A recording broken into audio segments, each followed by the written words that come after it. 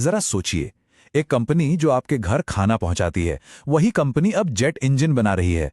सुनने में थोड़ा अजीब लगता है ना, पर ये बिल्कुल सच है। तो चलिए आज इसी कहानी की तह तक जाते हैं और पता लगाते हैं कि फूड डिलीवरी का एक किंग एरोस्पेस इंडस्ट्री में क्रांति लाने की कोशिश कैसे कर रहा है। हम बात कर रहे हैं जोमैटो के फाउंडर दीपेंद्र गोयल की, जो अब फूड टेक की दुनिया से निकलकर एक बहुत ही मुश्किल चुनौती का सामना कर रहे हैं।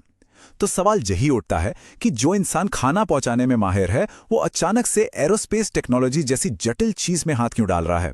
आज इसी गुत्थी को सुलझाने की कोशिश करेंगे। अच्छा, इस पूरी कहानी को समझने के लिए सबसे पहले उस प्रॉब्लम को समझना होगा जिसे लैट एरोस्पेस सॉल्व करने निकला है। और ये सिर्फ एक प्रॉब्लम नहीं है, बल्कि भारत के अंदर ही छिपा हुआ एक जबरदस्त मौका है। पता है, भारत में 450 से भी ज्यादा हवाई पट्टियां यानी कि एयर स्ट्रिप्स हैं। मतलब देश के कोने कोने तक फैला हुआ एक बहुत बड़ा नेटवर्क। लेकिन हैरान करने वाली बात यह है कि इनमें से ज्यादातर का कोई इस्तेमाल ही नहीं हो रहा है, वो बस यूं ही बेकार पड़ी हैं। अब ये जो ग्राफ है, ये कहानी को और भी साफ कर देता है।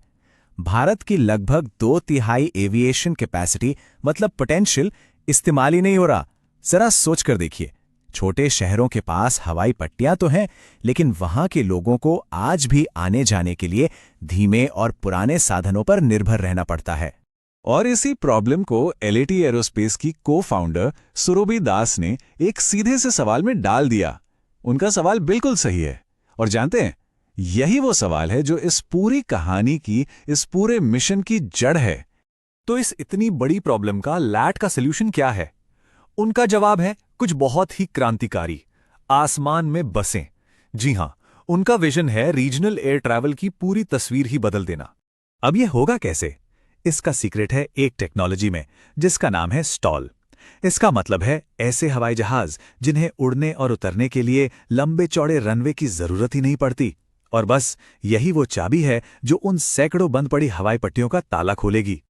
तो यहां आइडिया पूरी गेम को ही पलट देने का है। जरा फर्क देखिए, एक तरफ है हमारे आज के भीड़ भाड़ वाले एयरपोर्ट, लंबी लंबी लाइनें, और दूसरी तरफ है एलएटी का एयर स्टॉप का कॉन्सेप्ट, जो इतना छोटा होगा जितनी एक पार्किंग की जगह। मतलब कोई भीड़ नहीं, कोई इंतजार नहीं, बस आओ और उड़ जाओ। तो ये आसमान की बसें चलेंगी कैसे? देखिए, छोटे छोटे 24 सीटर हाइब्रिड इलेक्ट्रिक प्लेन होंगे, जो टीयर 2 और टीयर 3 शहरों के बीच लगातार मतलब हाई फ्रीक्वेंसी पर उड़ान भरेंगे। मकसद यह है कि हवाई सफर कोई लग्जरी ना रहे, बल्कि एक रोजमर्रा की जरूरत बन जाए, जैसे बस या ट्रेन। लेकिन कोई भी बड़ा आइडिया सिर्फ बातों से तो सच नहीं होता, उसे साबित करना पड़ता है। और लैट का जो पहला टेस्ट था, उसकी कहानी तो बिल्कुल किसी फिल्म जैसी है, और ये हमें उनकी सोच के बारे में बहुत कुछ बताती है। तो बात है जनवरी 2026 की। टीम अपना पहला प्रोटोटाइप टेस्ट करने के लिए तैयार थी। सब कुछ एकदम प्लान के हिसाब से था, और विमान ने उड़ान भर ली। एक परफेक्ट टेक ऑफ। टीम के लिए ये एक बहुत बड़ी कामयाबी का पल था। लेकिन थोड़ी ही देर बाद वो प्लेन क्रैश हो गया। अब सुनने में तो ये एक बड़ी नाकामी लगती है ना? पर असली कहानी तो यहीं से शुरू होती है। खुद दीपेंद्र गोयल ने बताया कि ये क्रैश कोई एक्सीडेंट नहीं था, बल्कि ये उनके प्लान का हिस्सा था। क्योंकि देखिए, डीप टेक की दुनिया में हर नाकामी असल में एक सीख होती है। ये क्रैश तो असल में ढेर सारा डेटा जमा करने का एक तरीका था, उनकी अग्रेसिव टेस्टिंग स्ट्रैटेजी का एक हिस्सा। तो फिर टेस्ट का असली मकसद क्या था? वो था USTOL यानी ultra short take off and landing की क्षमता को टेस्ट करना, और उस मकसद में वो पूरी तरह से कामयाब रहे।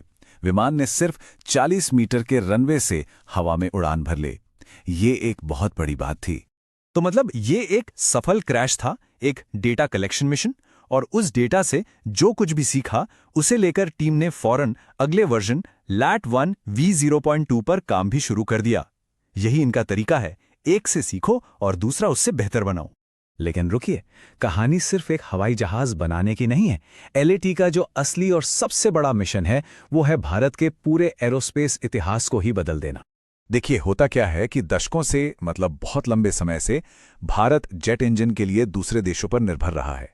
ये पूरी मार्केट मुट्ठी भर विदेशी कंपनियों के हाथ में है, जैसे GE और रोल्स रॉयस। और यहीं पर एलएटी का तरीका बिल्कुल अलग हो जाता है।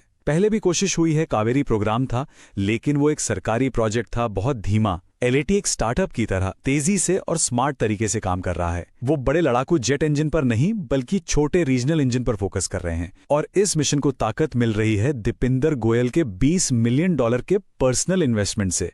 ये सारा काम हो रहा है बैंगलोर के एक प्रोपल्शन रिसर्च सेंटर में। और सबसे कमाल की बात क्या पता है? इस टीम को लीड कर रहे हैं इंजीनियर्स, बिजनेस लोग नहीं।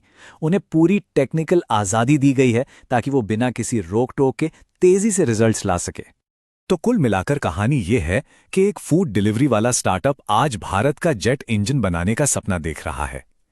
ये एक बहुत बहुत बड़ा दाव है, बहुत रिस्की है, लेकिन अगर एलाइट कामयाब हो गया तो ये सिर्फ हमारे सफर करने का तरीका ही नहीं बदलेगा, बल्कि भारत की टेक्नोलॉजी की ताकत को एक नए लेवल पर ले जाएगा। असली सवाल बस एक ही है, क्या वो ये कर पाएंगे?